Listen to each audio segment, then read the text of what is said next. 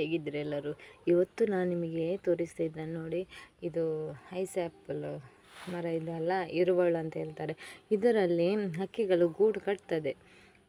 ಅದು ಆ ಮರದಲ್ಲಿ ಇಲ್ಲ, ಈ ಒಂದು ಮರದಲ್ಲಿ ಮಾತ್ರ ವರ್ಷಾಲು ಇರ್ತದೆ.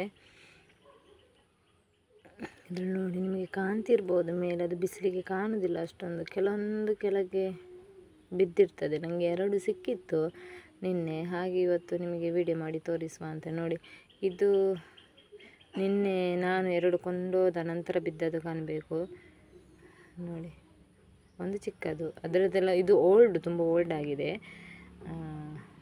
ನಿನ್ನೆ ಒಂದು ಸಿಕ್ಕಿದ್ದು ನನಗೆ, ಸಾಧಾರಣ ಒಂದು 2-3 ಡೇಸಿಂದ ಮುಂಚೆ ಬಿದ್ದದ್ದು ಕಾಣಬೇಕು ನೋಡಿ. ಇಲ್ಲೊಂದು ಇದೆ, ಇದು ಸ್ವಲ್ಪ ದೊಡ್ಡದು, ಎಲ್ಲ ಇದಾಗಿ ಹೋಗಿದೆ ಅದು. ಅದೇನು ಹಿಡಿಯುವಾಗೆಲ್ಲ ಹುಡಿ ಆಗ್ತದೆ, ಏನು ಫ್ರೆಶ್ ಅಂತೇಳಿ ಏನಿಲ್ಲ.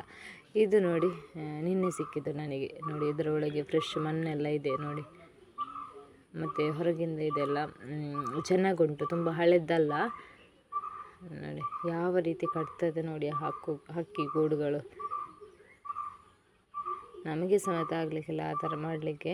ಅದು ಮರಿ ಇಟ್ಟಾದಮೇಲೆ ಮತ್ತೆ ಹೋಗ್ತದೆ, ಮತ್ತು ಆ ಗೂಡಿನೊಳಗೆ ಯಾವ ಹಕ್ಕಿ ಕೂಡ ಇಡುವುದಿಲ್ಲ, ಬರೋದು ಕೂಡ ಇಲ್ಲ ನೋಡಿ. ಇದು ತುಂಬ ಹಳೆಯದು, ತುಂಬ ಸಮಯ ಆಗಿದೆ ಅದಕ್ಕೆ. ಇಲ್ಲಿ ಕಾಡಿನಲ್ಲಿ ಕೆಲಸ ಆಗ್ತಾ ಇತ್ತು, JCB ಎದ್ದು ಮತ್ತು ಸ್ವಲ್ಪ ಮಣ್ಣೆಲ್ಲ ತರ್ತಿದ್ರು, ಸಿಕ್ಕಿತ್ತು ನಾನು ತಂದಿದ್ದು.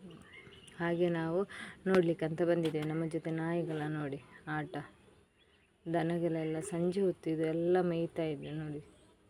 ಮನೆಗೆ ಬರುವ ಟೈಮಲ್ಲಿ ಇವುಗಳು ಮೇಯ್ದು, ಇನ್ನು ಕತ್ತಲೆ ಆಗುವಾಗ ಬರ್ತಾರೆ. ಇಲ್ಲಿ ನೋಡಿ ಎಷ್ಟು ಕೊಕ್ಕರೆ ಇದೆ ಅಂತೇಳಿಲ್ಲ, ಅದು JCB ಕೆಲಸ ಮಾಡುವ ಮಣ್ಣಿನಲ್ಲಿ ಅವರಿಗೆ ಏನಾದರೂ ತಿನ್ನಲಿಕ್ಕೆ ಸಿಗ್ತದೆ ಅಂತೇಳಿ ಬರ್ತದೆ ನೋಡಿ, ತುಂಬ ಬರ್ತದೆ ಈಗ ನೋಡಿ.